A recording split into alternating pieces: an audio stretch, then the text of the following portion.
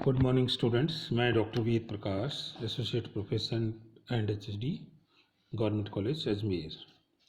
आज हम जिस टॉपिक पर चर्चा करेंगे वो है प्रबंध प्रक्रिया जो है इसके स्टेप्स क्या हैं। प्रबंध की प्रक्रिया कई चरणों में पूरी होती है, तो प्रबंध की प्रक्रिया के चरणों को प्रबंध के कार्य भी हम कह सकते हैं। किन किन चरणों में होती है, तो प्रबंध की प्रक्रिया को अध्ययन में सुविधा की दृष्टि से हम 4 भागों में बांट कर अध्ययन कर सकते हैं। सबसे पहला जो प्रबंध का काम है या प्रक्रिया का चरण है वो है नियोजन या प्लानिंग। दूसरा है ऑर्गेनाइजेशन या संगठन। तीसरा है डायरेक्शन या डायरेक्टिंग, निर्देशन। और चौथा है नियंत्रण या कंट्रोल। इसके साथ एक 5वां स्टेप भी कुछ लोग बताते हैं जिसको कि कोऑर्डिनेशन या समन्वय के नाम से हम जानते हैं। तो इनके बारे में हम आज विस्तार से बात करेंगे। प्रबंध प्रक्रिया का सबसे पहला जो स्टेप है वो है नियोजन या प्लानिंग। कोई भी प्रबंधक अपने काम का जो शुरुआत है वो नियोजन से करता है, या कोई भी काम हम करेंगे तो हम पहले प्लानिंग करते हैं। नियोजन का मतलब है कि हमें क्या करना है, कब करना है, कैसे करना है और किसके कौन व्यक्ति कार्य को करेगा। इन चीज़ों का पहले से निर्धारण करना या डिसीजन लेना ही नियोजन कहलाता है। नियोजन के बारे में विस्तार से चर्चा हम एक अलग चैप्टर में करेंगे, लेकिन यहाँ हम इतना ही कह सकते हैं कि नियोजन जो है मूल रूप से एक सिलेक्शन प्रोसेस है, चयन प्रक्रिया है, और इसमें कार्य के वैकल्पिक तरीकों की खोज की जाती है।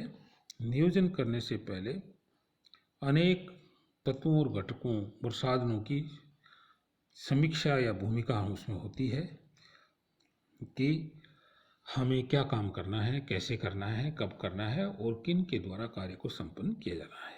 इसको पहले से तय करना नियोजन है। दूसरी प्रक्रिया का दूसरा जो चरण है वो है संगठन।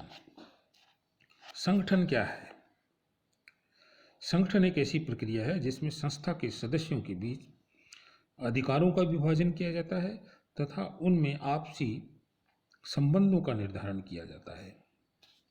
इसके कारण ही संगठन संरचना का निर्माण होता है और अधिकारियों और सबऑर्डिनेट्स के बीच रिलेशंस का जन्म जो है होता है।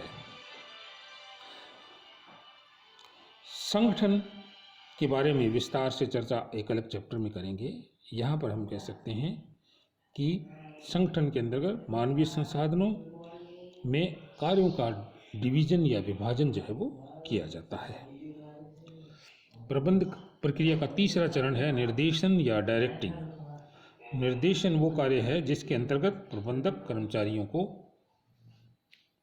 लीडरशिप देता है, मोटिवेट करता है, उनके बीच कम्युनिकेशन होता है, संदेशों का आदान प्रदान होता है और उनका मोरल बूस्टिंग का काम जो है वो किया जाता है।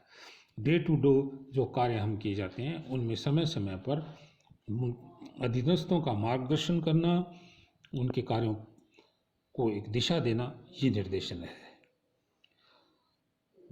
निर्देशन एक विस्तृत और व्यापक शब्द है जिसमें अनेक सारी क्रियाएं शामिल होती हैं। तो उसमें ये नेतृत्व, अभिप्रेरण, सुपरविजन, कम्युनिकेशन, सारी चीज़ें ही इसमें शामिल होती है और प्रबंध प्रक्रिया का बहुत ही महत्वपूर्ण भाग है और प्रबंध की सफलता के लिए एक बहुत बड़ा जो उत्तरदायित्व है वो निर्देशन का होता है। प्रबंध प्रक्रिया का चौथा चरण है नियंत्रण या कंट्रोलिंग।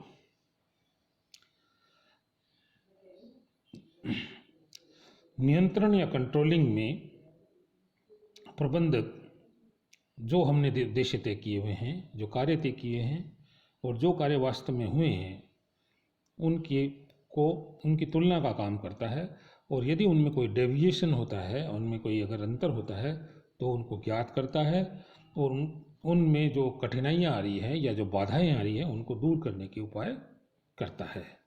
इसके लिए प्रबंधक को कई बार अपने पुराने कार्यों को दोहराना भी पड़ता है। तो नियंत्रण ये देखता है कि कार्य हमारी योजना के अनुरूप हो रहा है या नहीं हो रहा है। अगर योजना के अनुरूप नहीं हो रहा है तो क्या कारण है और क्या बाधाएं हैं और उनको कैसे हम दूर कर सकते हैं। ये है नियंत्रण। पांचवा जो कार्य जो कुछ लोग बताते हैं या नियंत्रण स्टेप है वो है समन्वय। कई लोग प्रबंध के विद्वान इसको एक प्रबंध का महत्वपूर्ण काम मानते हैं और इसे प्रबंध का अनिवार्य कार्य माना गया है। और कुछ लोग विद्वान समन्वय को प्रबंध प्रक्रिया का स्टेप नहीं मानते हैं, बल्कि वो कहते हैं कि प्रबंध प्रक्रिया है ही समन्वय। समन्वय प्रबंध प्रक्रिया का स्टेप या कार्य नहीं है, बल्कि प्रबंध का एसेंस है, प्रबंध का सार है। तो समन्वय क्या है? समन्वय में ये है कि विभिन्न कार्यों में लगे जो व्यक्ति हैं उनके प्रयासों को, उनके एफर्ट्स को हम एक जगह एक सूत्र में बांध कर रखें और उनके बीच आपस में सामंजस्य बना के रखें ताकि हम प्रभावशीलता के साथ कार्य कर सकें।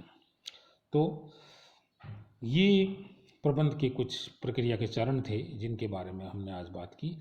तो प्रबंध के कार्य भी इसको हम कह सकते हैं। आज के लिए हम यहीं विराम देंगे और आगे का वीडियो नेक्स्ट वीडियो में आगे का टॉपिक लेंगे। धन्यवाद। जय हिंद।